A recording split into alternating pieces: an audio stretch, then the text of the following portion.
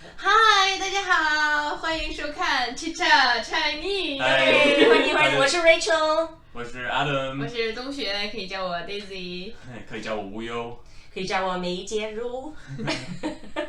那今天我们讲的题目是什么？是中国人说话比较直接，还是美国人说话比较直接？你知道为什么我想讲这个题目 ，Daisy？不知道，我确实想我要问你。告诉你，因为你知道吗？我有一些美国人跟我问过我，哎呀，是不是中国人很 beat around the bush？ 那 beat around the bush 中文应该怎么说？应该是直接讲重点，完全不含蓄的表达他们的想法。不是 beat around the bush， 就是就是你不 beat around the bush 就是你不直接 beat around the bush 就是你含蓄，就是含蓄，对，你就是你不直接说你要说的事情呢。我解释的是什么？我觉得是时间。比如说，我想吃那个巧克力，然后但是我不说，我你说想吃点甜的，对，我肚子有点饿啊。明白。这是 beat around the 你 bush。不会直接说我想吃这个巧克力。你有没有听过这个的？美国人会说 Chinese people beat around the bush。我没有听。我听过好几次，然后我就觉得，其实不是这样子。我真的我跟中国人接触的经验不是这个样子，所以今天也要讲上面的题目，是不是中国人讲话直接还是美国人讲话直接？我自己觉得是要看是什么样的话题。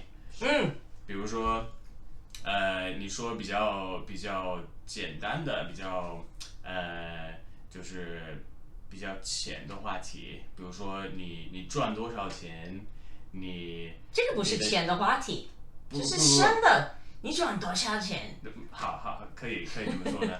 这不是浅，这是深。或者是你的体重是多少？这些问题上中国人非常直接，但是我觉得在更那个关于你自己的什么更深刻一点的问题，比如说你的心理方面的，对，就是你今天的情绪怎么样？这个他们比较含蓄，一般不会直接说吧。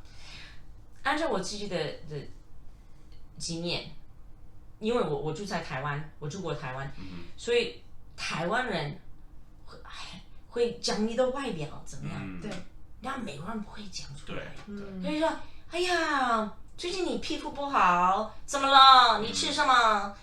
然后你胖了，对，就是讲外表，胖了，晒黑了，晒黑了，头发怎么不会跟我说晒黑了，然后对，但是作为一个土生土长的中国人，我可以说，中国人在一些方面上非常的含蓄，然后完全没有必要的那么含蓄，在另一些方面，他们完全需要的去控制他们自己，不要问不同文化背景人的一些问题，就是比如说像 Adam 说的什么。你多重啊？你多高啊？你赚多少钱？你一个月赚多少钱？你哪里工作？你结婚了吗？对，有孩子吗？你多少岁了？你爸爸妈妈做什么的？就像警察一样问你对，查你们家的所有的背景底细。但是我小的时候就是一个很含蓄，就 beat around the bush 的人。真的？对，我小的时候，比如说我想喝这罐那个饮料，我就会说啊，我怎么有点渴呢？哎，我不想喝那个可乐，我想喝那个新的东西。然后其实我都知道，我就是想要那个，但我也不会告诉我妈妈我想要哪个。然后他们有猜测我的东西。但是我觉得也不是一个文化的差别，是个人有个人的习惯，对不对？但是也有一定文化的差别。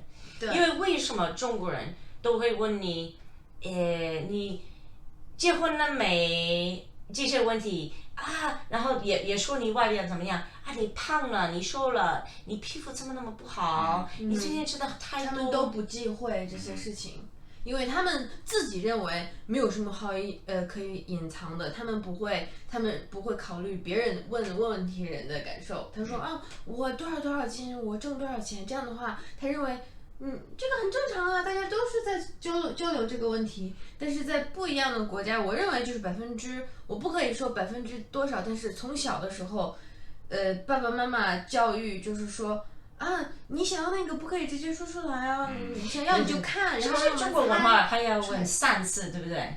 对，你确定你真的不能？你确定你不想再添一碗？不是问3次呀，拒绝3次。如果人家跟你说你第4次你可以得到。对，你要不要吃这个？不要，我不饿，哎呀不要，不要，然后终于第4次是那好吧，我就是盛情难却，就是非常热情。既然你这样。